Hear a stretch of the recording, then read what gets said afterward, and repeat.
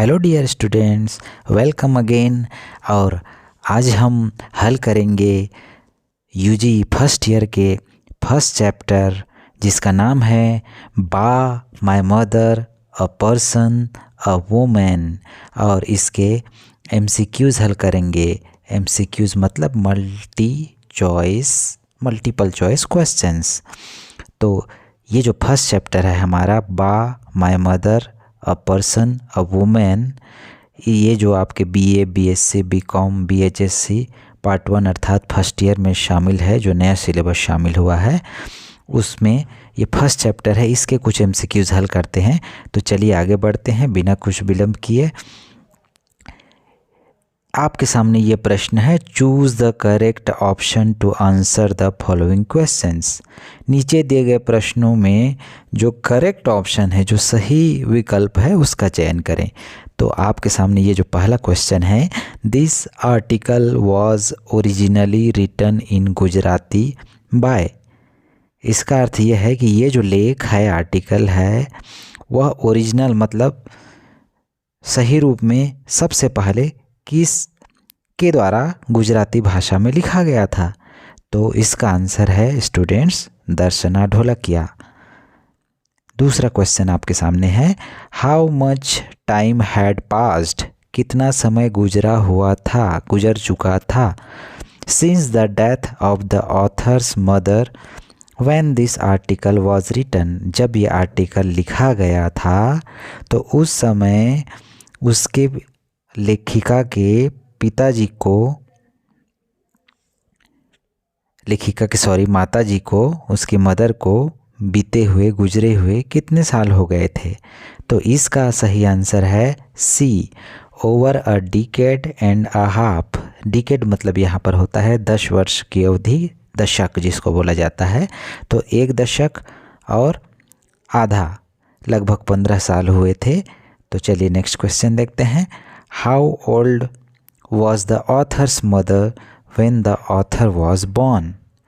जब ऑथर अर्थात लेखिका का जन्म हुआ तो ऑथर्स मदर मतलब लेखिका के माता की उम्र क्या थी, कितनी उम्र की थी वो। तो इसका सही आंसर है 39 अर्थात 39 साल। चलिए चौथा प्रश्न हल करते हैं। यहाँ पर वॉट रिपीट हो गया है। What was the author's age when her father died। Author की एज क्या थी, लेखिका की उम्र क्या थी जब उनके पिताजी गुजर गए। तो इस समय लेखिका की उम्र थी 5 साल। चलिए, the author's mother had completed her education up till which level.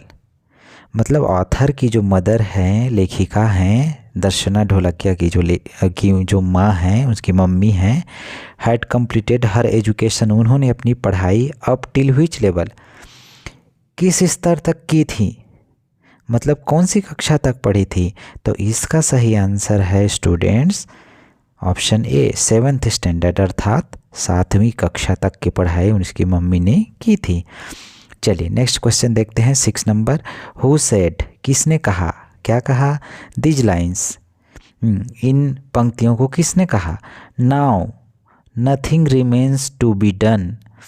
अब नथिंग रिमेन्स कुछ भी नहीं रह गया है, टू बी डन करने के लिए, बाय एनीवन किसी के द्वारा, to welcome the guests in your house.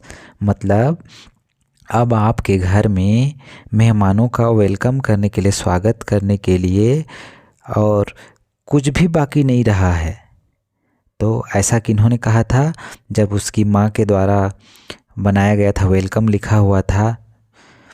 तो इसका सही आंसर है, ये कहा था किन्होंने, डॉक्टर चंद्रा जोशी। चलिए 7वें नंबर का क्वेश्चन हल करते हैं। What was the color of borderless sari which Ba always wore after her husband's death? So, which was the color of the borderless sari which Ba always care after her husband's death? तो जो borderless sari पहनी थी उसका colour क्या था। तो students इसका answer होगा बी, ब्लैक। चलिए 8वें नंबर का क्वेश्चन देखते हैं। How old was authors father when he passed away. जब उनके पिताजी की मृत्यु हुई तो वो कितने साल के थे, उनकी उम्र क्या थी, मतलब उनके पिताजी की उम्र। तो इसका सही आंसर होगा बी 55 अर्थात 55 साल। आपके सामने चलिए 9वें नंबर का प्रश्न। How many brothers did the author have, मतलब लेखिका के कितने भाई थे। तो इसका सही आंसर होगा ए अर्थात 2 भाई थे उनके। 10वां और अंतिम नंबर का प्रश्न। Ba inspired the author to have faith in blank to seek solution to any unforeseen events in life. Ba ने इंस्पायर किया था, प्रेरित किया था द ऑथर को अर्थात लेखिका को टू हैव फेथ, फेथ माने विश्वास, यकीन, किस भगवान में विश्वास करने के लिए, अपने अनफोर्सिन मतलब आने वाले जितने भी समस्याएं हैं उनके सॉल्यूशन के लिए, उनके समाधान के लिए किस भगवान में भरोसा करने को कहती थी। तो इसका आंसर होगा बी लॉर्ड शिवा अर्थात शिव भगवान, शंकर भगवान। तो आज का वीडियो यहीं तक। यदि आपको वीडियो पसंद आई हो तो इस वीडियो को शेयर करें और चैनल को सब्सक्राइब करें और लाइक भी करें। Thank you. Hello dear students, welcome again.